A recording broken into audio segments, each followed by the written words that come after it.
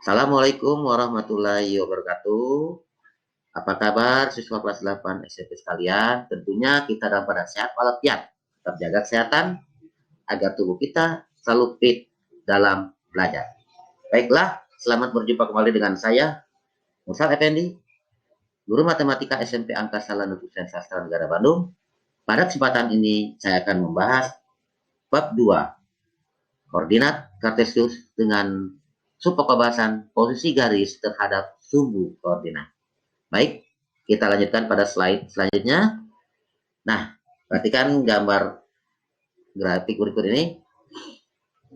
Ada sebuah garis yang memotong di titik A negatif 5,4, di titik B negatif 3,4, di titik C 1,4, di titik D 3,4, dan di titik E 5,4. Apabila kita hubungkan titik A, B, C, D, dan E, itu akan terukislah sebuah garis, kita beri nama garis G1.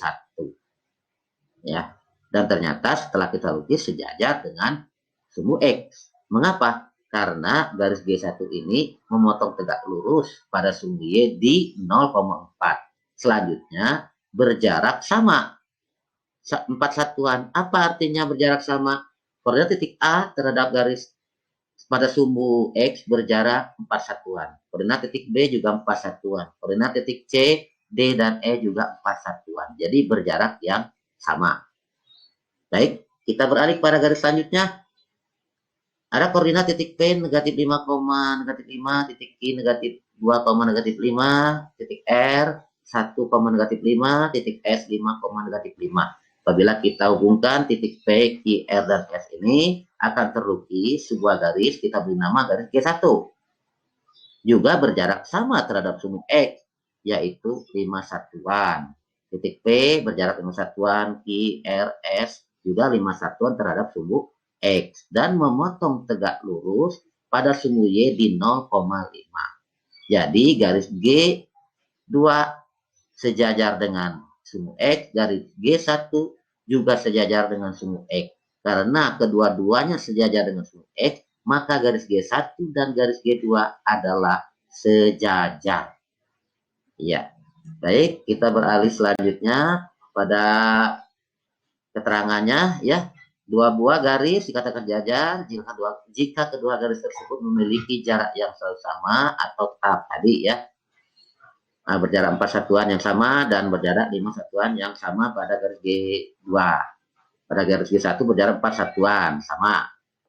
Kedua, jika garis L sejajar dengan garis G dan garis G tegak lurus terhadap sumbu X dan sumbu Y, maka garis L tegak lurus terhadap sumbu X dan sumbu Y. Oke, kita beralih kepada contoh soalnya, ya. Pada bidang koordinat, gambarlah garis G yang melalui titik G negatif 4,5 dan titik H negatif 4,0. Dan garis L yang melalui titik J 3,4 dan titik K 3,2. Pertanyaannya, apakah garis G dan garis L sejajar dengan sumbu Y? Berikan penjelasannya. Pertanyaan B, jelaskan mengapa garis G dan garis L tegak lurus terhadap sumbu X. Pertanyaan C, tentukan persamaan garis G dan garis L. Baiklah, kita jawab bersama-sama. Inilah jawabannya. Nah, garis G terbentuk dari titik koordinat G negatif 4,5 dan titik koordinat H negatif 4,0. Dari titik koordinat G dan H, apabila kita hubungkan, terlukislah sebuah garis, kita beri nama garis G, ya. Kemudian sebuah garis memotong di titik J 3,4 dan K 3,2. Dari dua titik koordinat ini J dan K, apabila kita hubungkan, terlukislah sebuah garis, kita beri nama garis L. Garis G memotong tegak lurus sumbu X di 0,4 sehingga dia sejajar dengan sumbu Y. Garis L memotong di 3,0 sumbu X, ya, dan dia sejajar dengan sumbu Y. Tadi garis G memotong di sumbu X di negatif 4,0, ya, betul, ya. Maka juga garis L sejajar dengan sumbu Y. Karena garis G dan garis L sejajar dengan sumbu Y, maka garis G dan garis L ini juga sejajar. Nah, inilah contoh daripada konsep tadi ya. Baik, kita lanjutkan dengan garis berpotongan dengan sumbu koordinat ya. Ini ada garis K terbentuk dari titik koordinat 3,0 dan 0 memotong di 0,3. Dari dua titik koordinat ini kita hubungkan, lahirlah sebuah garis, terciptalah ya, terukislah, kita beri nama garis K. Garis L memotong di sumbu koordinat 0,0 dan di P 1,2. Apabila kita hubungkan menjadi sebuah garis, sehingga kita beri nama garis L. Kemudian ada sebuah garis yang memotong di negatif 2,0 dan di P 1,2. Bila kita hubungkan, terlukislah sebuah garis, kita beri nama garis M.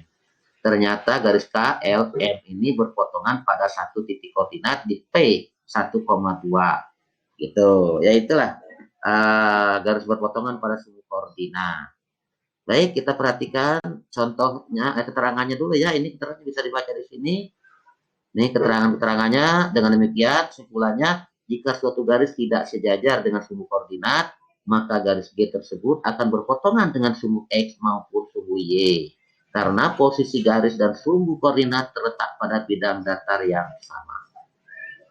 Untuk lebih jelasnya, konsep garis berpotongan ini, kita perhatikanlah contoh berikut ini. Ya, contoh 1. Pada bidang koordinat, gambarlah garis G yang melalui titik A 3,0, B 5,3. Kemudian gambarlah garis H yang sejajar dengan garis G dan melalui titik P negatif 4,3. Tentukan koordinat titik potong garis H dengan sumbu koordinat. Baik, kita jawab bersama-sama. Inilah jawabannya. Garis H tadi ya terbentuk dari titik P negatif 4,3, kemudian dan negatif 2,0. Dari dua titik ini kita hubungkan, terlukislah sebuah garis, kita beri nama garis H. Kemudian ada titik A 3,0 dan titik B 5,3. Apabila kita hubungkan, maka terlukislah sebuah garis G ya.